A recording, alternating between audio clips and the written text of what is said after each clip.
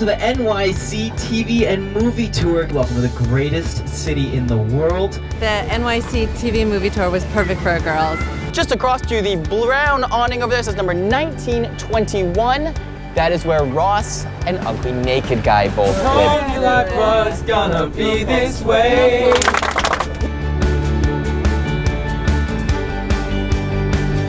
That is from the Amazing Spider-Man 1 and 2. That is Oscorp. And the fact that you can drive past, you could see something being filmed. But keep your eyes peeled here, guys. Take a look off to the right.